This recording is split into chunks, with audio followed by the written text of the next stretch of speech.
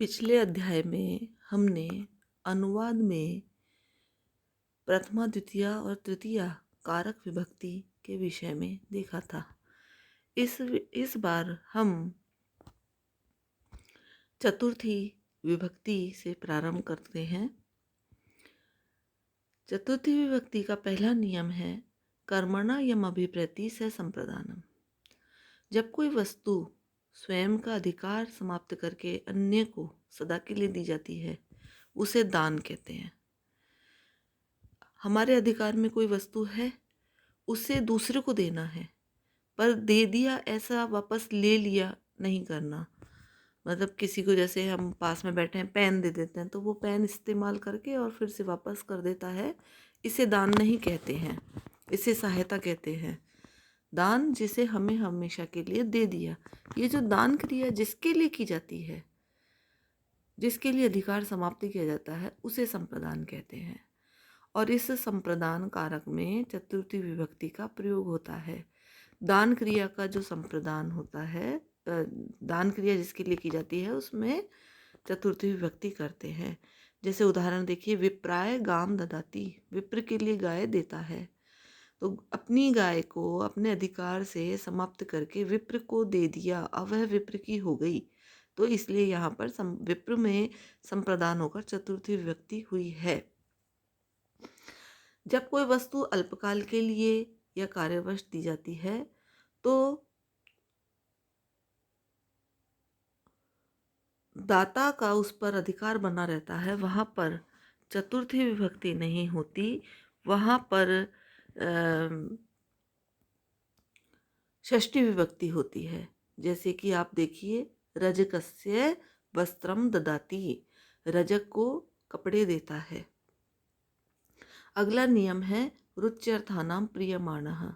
रुचि अर्थ वाली धातुओं के योग में जो प्रसन्न होता है उसकी संप्रदान संज्ञा होती है।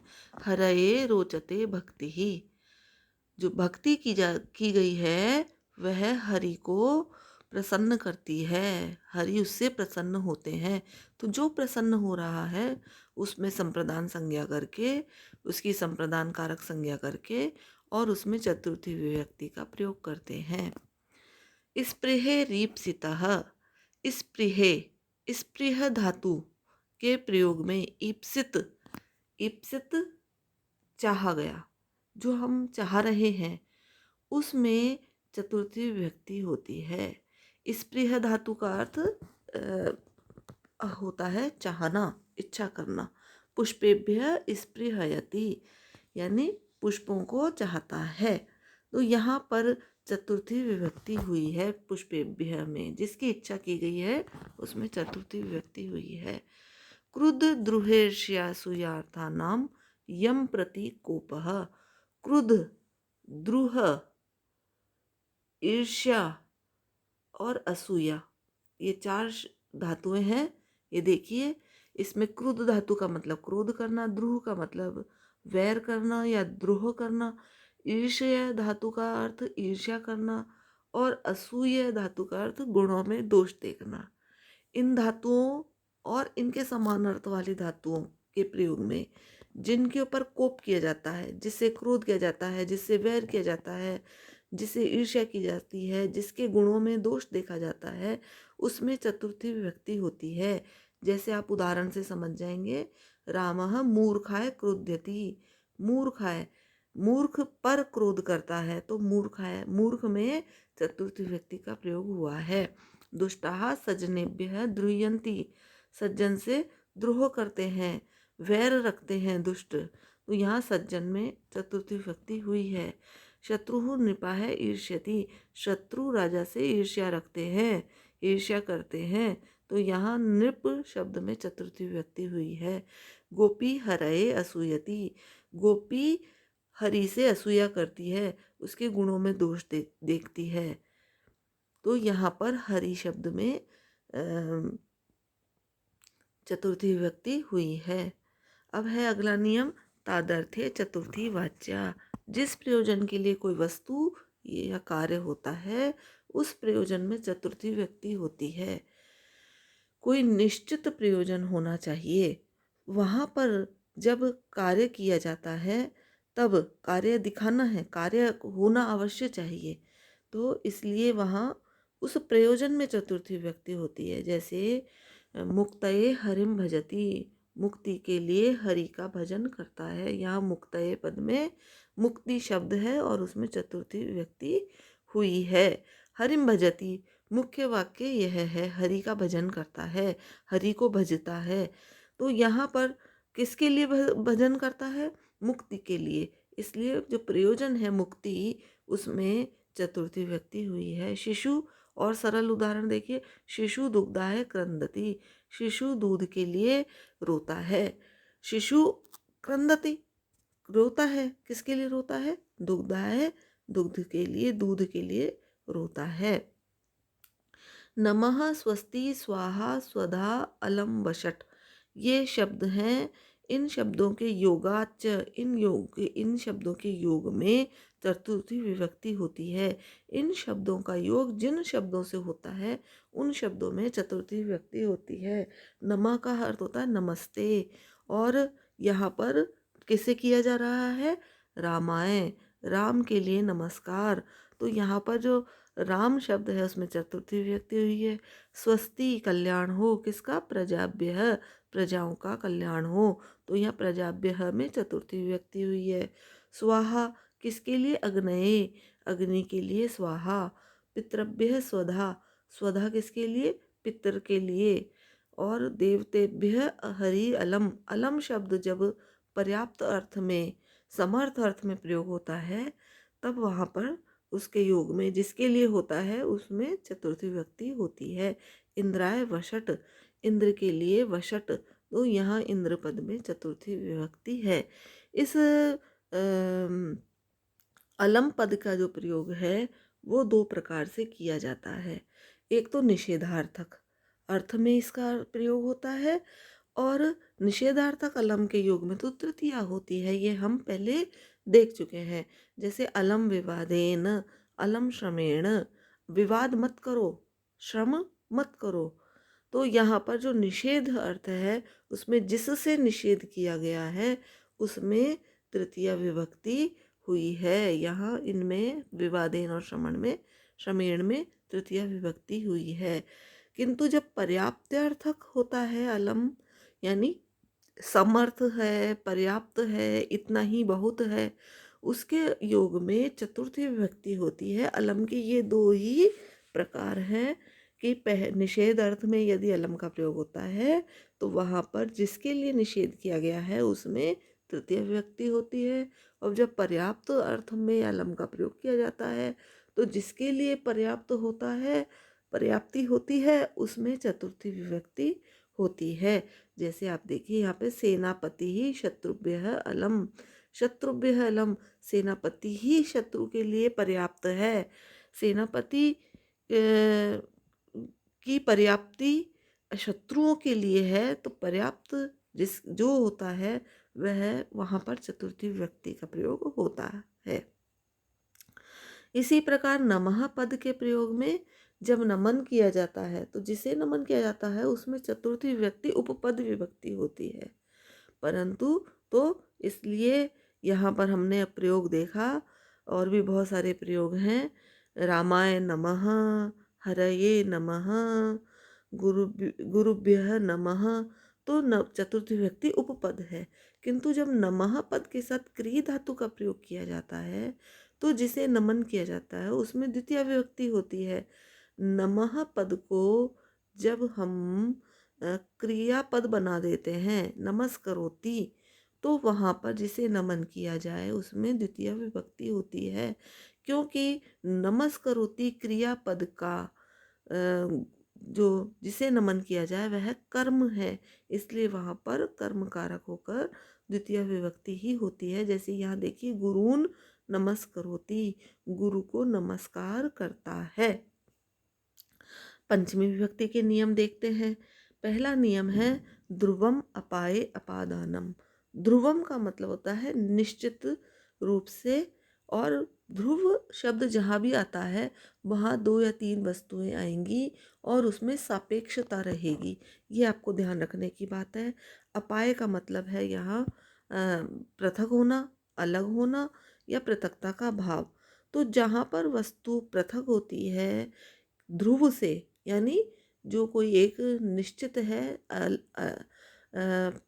स्थिर है, उससे जो कोई दूसरी वस्तु अलग होती है या उसी का भाग अलग होता है, तो जिस जो ध्रुव है उसमें अपादान कारक होता है। अपादाने पंचमी से अपादान कारक में पंचमी विभक्ति होती है।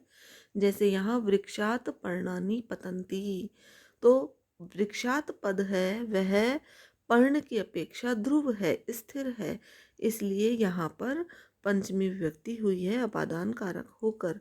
और पत्ता गिरता है, अलग होने का भाव यहाँ पर आया है, पत्ता वृक्ष से अलग होकर गिर जाता है। ग्रामादायति, यहाँ पर ग्राम जो पद है वह अपनी जगह स्थिर है और आयाति चलकर आता है। तो आना जो है गमन क्रिया हो गई और ग्राम से अलग होने का भाव हो गया। दोनों ही चीज़ें यहाँ हुई हैं, इसलिए यहाँ पर ग्राम में अपादान होकर पंचमी विभक्ति हुई है। अगला है जुगुप्सा विराम प्रमादार्थानाम उपसंख्यानम। जुगुप्सा, जुगुप्सा का मतलब है घृणा करना, विराम यानी बंद होना, छोड़ना, और प्रमाद का मतलब है भूल, असावधानी। इनके इनके और समानार्थक धातुओं के योग में पंचमी विभक्ति होती है। जुगुप्सते, पापात जुगुप्सते, पाप से जुगुप्सा करता है। और न्यायात विरमति, न्याय से रुकता है। धर्मात प्रमाद्यति, धर्म से प्रमाद करता है। तो यहाँ पर जुगुप्सा, विराम और प्रमाद जो क्रियापद हैं, इनके योग में जिनसे ये जुगुप्सा की जाती है, जिससे विराम किया जाता है, जिससे प्रमाद किया जाता है, उन सब में पंचमी विभक्ति का प्रयोग किया गया है। भीत्रार्थानाम भय हेतु, भय और त्राण अर्थ वाली धातुओं के प्रयोग में भय के हेतु में पंचमी होती है। यहाँ पर दो धातुएं हैं, भी और त्रा। इन दो अर्थ वाली धातुओं के प्रयोग में और इनके समान अर्थ वाली धातुओं के प्रयोग में पंचमी विभक्ति होती है, जो भय का हेतु होता है उसमें। तो चौराद विभेति, चोर से डरता है। भय उत्पन्न हुआ, तो वहाँ पर किससे उत्पन्न हुआ, जो भय का हेतु है चोर, उसमें पंचमी विभक्ति हुई, तो चौरात विभेति।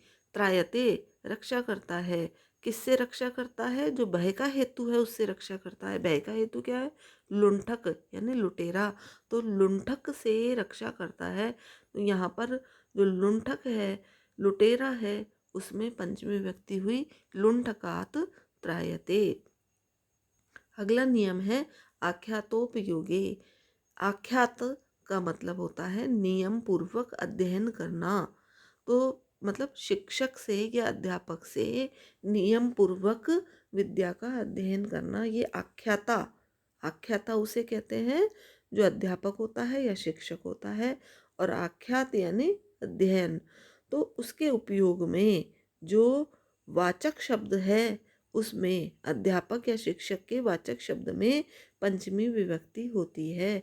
जैसे अधीते क्रियापद है, अध्ययन करता है, है ना।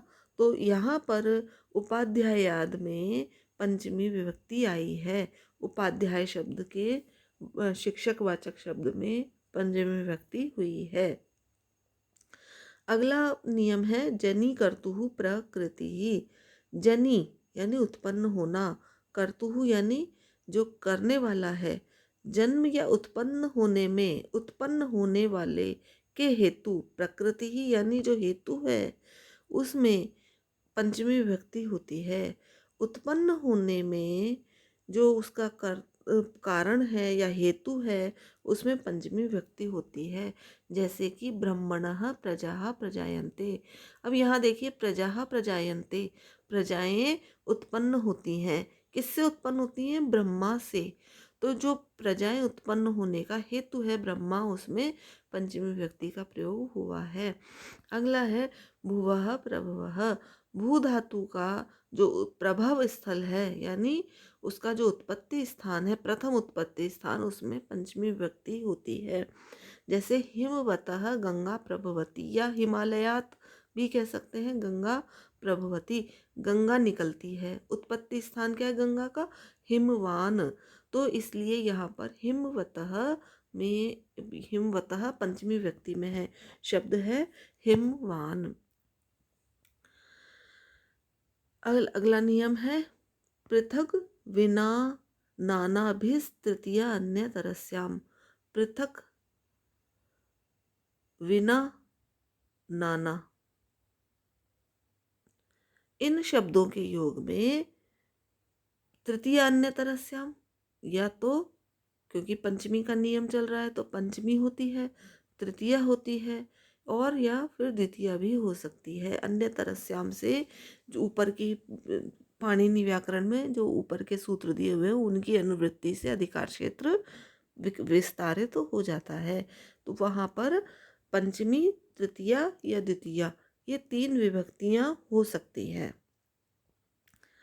पृथक, रामात, राम से पृथक, राम से अलग, और विना, विना रामात, राम के बिना, नाना रामात, राम के बिना।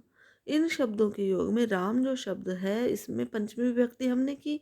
इसी तरह से हम रामेण या राम भी कर सकते हैं। जीवितुम न उत्सहे, जीवितुम न उत्सहे, तो मैं उत्साहित नहीं होता हूँ जीवन जीने के लिए। कब? बिना राम के। तो जहाँ राम, बिना, पृथक, विना या फिर नाना शब्द का, तीनों का एक ही अर्थ में प्रयोग कर सकते हैं, और इनमें रामात, रामेण, रामम किसी भी शब्द का प्रयोग किया जा सकता है। अगला नियम है दूरांतिकार्थेभ्यो द्वितीया च। दूर यानी दूरी वाले शब्द, अंतिक यानी निकट वाले अर्थ, निकट अर्थ वाले शब्दों से पंचमी, तृतीया और द्वितीया विभक्ति होती है। जैसे ग्रामस्य दूरात, दूरेण, दूरम। जो दूर शब्द है या अंतिक शब्द है या समीप शब्द है, निकट शब्द है, इन शब्दों में ही द्वितीया, तृतीया और पंचमी हो सकती है। और जिसके लिए हम दूरी या समीपता बताएंगे उसमें षष्ठी विभक्ति होगी। तो हम आगे देखें षष्ठी विभक्ति। षष्ठी शेषे, जो शेष रह गया कारक, उसमें जो शेष रह गया उसमें षष्ठी विभक्ति होती है। संबंध का बोध कराना ही वाक्य में शेष रहता है, बाकी सब तो कारकों में आ जाता है। पर वाक्य में एक और चीज होती है, वह होती है संबंध। हम पहले भी इसकी चर्चा कर चुके हैं कि संबंध कारक नहीं होता, क्योंकि उसका क्रिया में, क्रिया की सिद्धि में सीधा सीधा कोई योगदान नहीं होता, और वाक्य में केवल वही शेष रहता है जिसमें हम कौन सी विभक्ति लगाएं ये ज्ञान नहीं होता, क्योंकि वह तो क्रिया के सिद्धि में कोई योगदान नहीं दे रहा है। वहाँ पर वो जो शेष चीज है वाक्य के अंदर, ऐसा नहीं कह सकते कि मतलब हम यही शेष रह गया, वाक्य के कारक और विभक्तियां सारे बता दिए, अब यही शेष रह गया। नहीं, हम यहाँ पर यह कहना चाहिए, इसे हमें थोड़ा और सुधारना चाहिए अपने आप को, कि वाक्य में क्रिया की सिद्धि में योगदान देने वाले कारकों से जो शेष रह गया है वह है संबंध, क्योंकि वह कर्ता या कर्म से अपना संबंध बताने वाला शब्द होता है। तो उसमें हम उसको हम कारक नहीं बता सकते, क्योंकि कारक तो किसे कहते हैं? करोति इति कारकः। क्रिया की सिद्धि में जो सीधा सीधा करने वाला है उसको हम कारक कहते हैं। तो और तो कारक होते हैं परंतु संबंध कारक नहीं होता, उसमें हम सीधे ही षष्ठी विभक्ति करते हैं। इसलिए हम यहाँ पर जो शेष रह गया है उसमें षष्ठी विभक्ति कर देंगे। शेष क्या रह गया है? संबंध रह गया है। तो रामस्य पुस्तकम, रामायणस्य कथा, तो राम में षष्ठी विभक्ति हुई है, रामायण में षष्ठी विभक्ति हुई, गंगाया जलम, गंगा का जल, इसमें षष्ठी विभक्ति हुई है। इसके अतिरिक्त और भी स्थानों पर षष्ठी विभक्ति होती है, परंतु वह किसी कारक के कारण ही होती है, या किसी की उपपद विभक्ति होती है, तो वहाँ पर वह षष्ठी हो जाती है। अब देखिए अगला प्रयोग, षष्ठी हेतु प्रयोगे। हेतु का जहाँ प्रयोग होता है वहाँ षष्ठी विभक्ति होती है। हेतु शब्द कारणता प्रकट हो रही हो, हेतु शब्द का प्रयोग हो रहा हो, तो कारणवाची शब्द में और हेतु शब्द में दोनों में षष्ठी विभक्ति होती है। जैसे उदाहरण लिखा हुआ है, अन्नस्य हेतुः वसति। हेतुः वसति, हेतु शब्द का प्रयोग कर रहे हैं और किसके लिए रह रहे हैं वहाँ पर, अन्नस्य, अन्न के लिए वहाँ रहता है। जैसे कि कृषकः अन्नस्य हेतुः पर्णवीथिं वसति, तो अन्न के लिए वहाँ रहता है, तो इसलिए वहाँ अन्न में और हेतु में दोनों में षष्ठी विभक्ति का प्रयोग किया गया है। कर्तृकर्मणो कृति ही, कृति का मतलब कृदंत के योग में कृदंत प्रत्यय होते हैं और उनसे जो शब्द बनते हैं वे विशेषण अथवा क्रिया विशेषण के रूप में प्रयोग किए जाते हैं। तो जो कृदंत के योग में कर्ता होता है और कर्म होता है उसमें षष्ठी विभक्ति होती है। कर्तृ कर्मणः, कर्ता में और कर्म में षष्ठी विभक्ति होती है। जैसे कि कृष्णस्य कृति ही, तो यहाँ पर कृति ही भी कृदंत है, रचना है। कृष्णस्य कृति ही यानी कृति का मतलब रचना है। तो कृष्ण ऊपर जो सूत्र में कृति शब्द था तो कृदंत के योग में उसका अर्थ ये था, यहाँ पर कृति का मतलब रचना है। कृष्ण की कृति है, तो यहाँ जो कर्ता है कृष्ण उसमें षष्ठी विभक्ति हुई है। जगतः कर्ता कृष्ण है, जगत का कर्ता कृष्ण है। यहाँ पर कृष्ण कर्ता पद है और जगतः कर्म पद है। यहाँ पर कर्ता पद में षष्ठी विभक्ति नहीं हुई है, यहाँ कर्म पद में षष्ठी विभक्ति हुई है।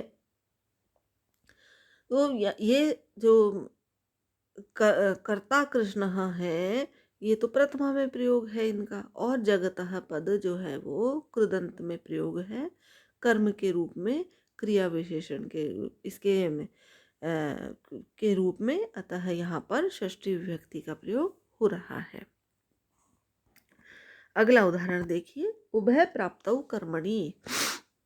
जब कृदंत के योग में कर्ता और कर्म दोनों में षष्ठी प्राप्त हो, अभी ऊपर के कर्तृकर्मणो कृति के उदाहरण में तो नहीं हुआ था, परंतु ऐसा भी होता है कर्ता और कर्म दोनों में ही षष्ठी प्राप्त होती है, तो वहाँ कर्म में ही षष्ठी होती है, कर्ता में नहीं। वहाँ पर कर्ता में तृतीय विभक्ति हो जाती है। यथा, जैसे कि उदाहरण दिया है, आश्चर्यो गवाम दोहो अगोपेन। गायों का जो कर्म है यहाँ गाय उसमें हो गई है षष्ठी और अगोपेन जो करता है वहाँ पर हो गई है तृतीया। ये बड़ा आश्चर्य है कि अगोप ने, जो ग्वाला नहीं है उसने, अगोप ने गायों को दोह दोह वो गायों का दोहने वाला है। गायों को दोहना जो है वह ऐसा कार्य है जो परिवार से ही सीखा जाता है। अब कोई जो ग्वाला नहीं है, उसका पारिवारिक व्यवसाय नहीं है, उसने वह गायों को दोहता है, उसने वह कर्म अपना लिया। तो यह बड़े आश्चर्य की बात होती है कि अगोप ने, अग्वाले ने गायों को दोह लिया, उसने सीख लिया, गायों को वह दोहता रहता है। तो ये यहाँ बताने के लिए यहाँ पर अगोप कर्ता में तृतीय विभक्ति का प्रयोग किया गया है और गवाम में षष्ठी विभक्ति का प्रयोग हुआ है। तस्य च वर्तमाने, त प्रत्यय का प्रयोग यदि वर्तमान, वैसे तो ये भूतकालिक प्रत्यय है, परंतु जब वर्तमान अर्थ में इसका प्रयोग होता है तो ये जिसके लिए प्रयोग किया गया है उसमें षष्ठी विभक्ति होती है। राज्ञाम मतः, यह राजा का मत है या विदुषाम मतः, विद्वानों का यह मत है। इस प्रकार का प्रयोग हमें देखने को मिलता है। अगला सूत्र है तुल्यार्थे अतुलोपमाभ्याम। तुल्यार्थक शब्दों यथा तुल्य, अनुरूप, सदृश, सम, इस प्रकार के अनेक उपमावाची जो शब्द होते हैं, तुल्यार्थक शब्द होते हैं, उनके योग में है। यथा कृष्णस्य तुल्यमेव तस्य गुणाः सन्ति। कृष्णस्य, यहाँ पर जिससे तुलना हुई है उसमें षष्ठी विभक्ति का प्रयोग हुआ है। तुल्यमेव, अनुरूपमेव, सदृशमेव, सममेव तस्य गुणाः सन्ति। तो यहाँ पर जिससे तुलना हो उसमें षष्ठी विभक्ति होती है, यह बताया गया है। षष्ठी च अनादरे, जिसका अनादर करके कोई कार्य किया जाता है उसमें षष्ठी या सप्तमी विभक्ति होती है। जैसे रुदतः पुत्रस्य प्रावराजीत, रोते हुए पुत्र के, रुदतः रोते हुए पुत्रस्य, पुत्र के, प्रावराजीत प्रव्रज्या लेकर चला गया। प्रव्रज्या लेकर चला गया क्यों कहा कि सन्यासी बनकर कोई चला गया तो प्रावराजीत, प्रव्रज्या कहते हैं सन्यास लेना को, तो प्रावराजीत चला गया तो अनादर करके चला गया। रोता हुआ पुत्र है, उसका अनादर करके उसको देखे बिना चला गया। तो जिसका अनादर किया जाता है उसमें या तो षष्ठी विभक्ति होती है या सप्तमी विभक्ति होती है। यहाँ उदाहरण में मैंने आपको षष्ठी विभक्ति दी है, रुदतः पुत्रस्य, रोते हुए पुत्र के। अगला देखिए सप्तमी विभक्ति, आधारो अधिकरणम। जो क्रिया का आधार होता है उसे अधिकरण कहते हैं, या फिर जहाँ पर, ऐसा भी कह सकते हैं जहाँ पर या जिसमें वो कार्य किया गया है उसको अधिकरण कहते हैं। सप्तम्य अधिकरणे च, अधिकरण कारक में सप्तमी विभक्ति होती है। जैसे कि उदाहरण दिया है, छात्राः विद्यालये पठन्ति, स्थाल्यां पचति, थाली में, कठौती में पकाता है। मोक्षे इच्छा अस्ति, मोक्ष में इच्छा है। तो ये जो इच्छा अस्ति जो क्रियापद है वो किस में है, वो कहाँ पर है? मोक्षे, इसलिए पचने, पचती में पकाने की क्रिया कहाँ हो रही है? स्थाली में, तो स्थाल्याम। और पठन्ति जो क्रियापद है वह कहाँ है? विद्यालय में, तो विद्यालय। इस प्रकार अधिकरण में सप्तमी विभक्ति का प्रयोग किया गया है। साधु साधु प्रयोगे, साधु असाधु की संधि होकर साधु साधु बना है। साधु और असाधु ये दो शब्द हैं। साधु का मतलब भला, अच्छा, असाधु का मतलब इसका उल्टा, जो दुष्ट है, दुर्जन है, इनका जो प्रयोग किया जाता है तो जिसके प्रति साधु और जिसके प्रति असाधु होते हैं उसमें सप्तमी विभक्ति होती है। जैसे कृष्ण मातरी, साधु माता के लिए सज्जन है, तो मातरी साधु, मातरी में सप्तमी विभक्ति हुई है। असाधु मातुले, मामा के प्रति असाधु है, दुष्ट है, तो मातुल शब्द में सप्तमी विभक्ति होकर मातुले पद बना है। यस्य च भावेन भावलक्षणम, यस्य जिसके एक क्रिया के बाद, भावेन एक क्रिया के बाद दूसरी क्रिया होने पर, भाव लक्षणम, पहली क्रिया में भाव का लक्षण होता है, यानी यहाँ पर पहली क्रिया होती है, एक क्रिया के बाद दूसरी क्रिया होती है, तो पहली क्रिया जो होती है उसमें सप्तमी विभक्ति होती है। अब इसमें पहली क्रिया जो है वो कृदंत की ही होनी चाहिए, इसलिए यहाँ भाव शब्द का प्रयोग किया गया है। क्रिया किसी कर्ता में या कर्म में ही रहती है, इसलिए कर्तृवाच्य में कर्ता या कर्मवाच्य में कर्म में सप्तमी विभक्ति होती है। मैंने पहले ही आपको बता रखा है, कर्तृवाच्य का मुख्य कर्ता होता है उसमें प्रथमा होती है, और कर्मवाच्य के कर्म में प्रथमा विभक्ति होती है। परंतु यहाँ पर एक क्रिया के बाद क्योंकि दूसरी क्रिया बताई जानी है, इसलिए कर्तृवाच्य के कर्ता में सप्तमी विभक्ति होगी और कर्मवाच्य के कर्म में भी सप्तमी विभक्ति होगी। तो वहाँ पर दो क्रियाओं का उल्लेख अवश्य होना चाहिए। तो वहाँ जो कर्ता है उसमें या कर्म है उसमें सप्तमी विभक्ति होगी, और जो कृदंत होता है पहली क्रिया जो कृदंत वाच्य है उस क्रिया में भी सप्तमी विभक्ति होगी।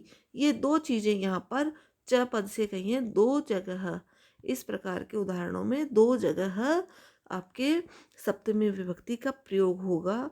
दूसरी जो क्रियापद है, क्योंकि एक क्रिया के बाद जो दूसरी क्रिया हो रही है, दूसरी क्रिया में सप्तमी नहीं होगी, वहाँ प्रथमा ही होगी। जैसे आप उदाहरण देखिए, रामे वनम गते दशरथः मृतः। तो मृतः क्रियापद से पहले एक क्रिया हो रही है गते, और इसका जो कर्ता है पहली क्रिया का वो है राम। तो रामे गते दशरथः मृतः, दो वाक्य हैं, उनको दो वाक्यों को जोड़ दिया गया है। दशरथः मृतः, दशरथ मर गए। कब? रामे वनम गते। यहाँ पर देखिए पहली क्रिया जो गते है ये कृदंत है। हालांकि दूसरी क्रिया भी है मृतः भी कृदंती ही है, परंतु यहाँ पर जो पहली क्रिया का कर्ता है वहाँ पर भी सप्तमी विभक्ति हो रही है और कर्म अपनी जगह पर स्थित है। कर्म यहाँ वनम है। अब आप दूसरा उदाहरण देखिए जहाँ कर्म में सप्तमी विभक्ति हो रही है। गोशु दुह्यमानसु गतः, दुह्यमानसु दुहे जाते हुए, ये पहली क्रिया हो रही है, गतः दूसरी क्रिया है। तो पहली क्रिया में सप्तमी हो गई, और इसका जो कर्म है गोशु, क्योंकि दोहन किसका हो रहा है? गायों का हो रहा है। गायें तो नहीं दोह रही कुछ भी, गायों का दोहन हो रहा है। तो यह गोशु जो है वह कर्म है, इसमें सप्तमी हुई है। और इसका जो क्रियापद है दुह्यमानसु, इसमें भी सप्तमी हुई है, क्योंकि एक दूसरी क्रिया और गतः जो है वहाँ पर स्थित है। तो गायों के दुहे जाते हुए ही वो चला गया, दुहे जाते हुए जाना। तो जाना जो क्रिया है गमन, वह अलग है दोहन क्रिया से। तो वहाँ पर पहली क्रिया में सप्तमी है और उसके कर्म में भी सप्तमी है, और ये सभी जो धातुएं हैं ये सभी की सभी कृदंत हैं। गते भी कृदंत है, मृतः भी कृदंत है, दुह्यमानसु भी कृदंत है, और गतः भी यहाँ क्रियापद कृदंत का क्रियापद है। मैंने आपको बहुत शुरू में ही बताया था कि क्रियापद तिङंत से भी होते हैं और कृदंत से भी होते हैं। यतश्च निर्धारणम, जाति गुण क्रिया या संज्ञा की विशेषता के आधार पर किसी वस्तु को अपने समुदाय से पृथक करना निर्धारण कहलाता है। कोई भी विशेषता हो, जब हम नाम लेते हैं तो उसके चार विशेषताएं होती हैं। वो चार प्रकार से हो सकता है, जाति से, गुण से, क्रिया से या फिर संज्ञा से। अब इन विशेषताओं के आधार पर, यानी किसी भी विशेषता के आधार पर एक पदार्थ को अपने पूरे समूह से अलग करते हैं तो वहाँ पर निर्धारण होता है। अब जिस समुदाय से निर्धारण होता है उसमें या तो षष्ठी होती है या सप्तमी विभक्ति होती है, और जिसका हम पृथक्करण करते हैं उसमें प्रथमा विभक्ति होती है। जैसे यहाँ देखिए, गवाम कृष्णा बहु क्षीरा, गायों में या गायों के समुदाय से कृष्णा काले रंग की गाय, बहु क्षीरा बहुत दूध देती है। यहाँ पर षष्ठी विभक्ति हुई, और इसी को हम सप्तमी विभक्ति में भी कह सकते हैं। गोशु कृष्णा बहु क्षीरा, गायों में कृष्णा बहु दूध देने वाली है। तो समुदाय है कृष्णा, कृष्ण वर्ण की गाय एक गाय है, एक प्रकार की गाय है, और गायों का जो समूह है उसमें उस समुदाय से हमने उसका निर्धारण किया है, इसलिए उस समुदायवाचक शब्द में गाय के या तो हमने गवाम करके षष्ठी विभक्ति की है या फिर गोशु करके सप्तमी विभक्ति की है। इस प्रकार आपके ये हम मैंने आपको कारक विभक्ति के मुख्य मुख्य सूत्र आपको अनुवाद करने के लिए बताए हैं। इन्हीं सूत्रों को आप अगले साल यानी कि द्वितीय वर्ष स्नातक में भी पढ़ेंगे। तो यहाँ पर मैंने आपको सूत्रों सहित नियम बताए हैं जिससे आपको किसी भी प्रकार की कठिनाई का सामना नहीं करना पड़े, अनुवाद करना आपके लिए सरल हो जाए। यहाँ पर ही हम इन सूत्रों को पढ़ करके और अनुवाद की प्रक्रिया को सीखते हैं, तो हमारे लिए आगे के अध्ययन में और विस्तार करना यानी उसको और बढ़ाना, ये भी बहुत प्राथमिक सूत्र हैं, प्राथमिक अनुवाद के कार्य हैं। इनको हम और आगे और अच्छी तरह से इनका अभ्यास करते चले जाएंगे और इनका अभ्यास और अच्छा हो जाएगा अगले वर्षों में। इसके लिए आपके लिए मैं ये सूत्र सहित अनुवाद के नियमों को आपको बता रही हूँ। आज के लिए इतना ही।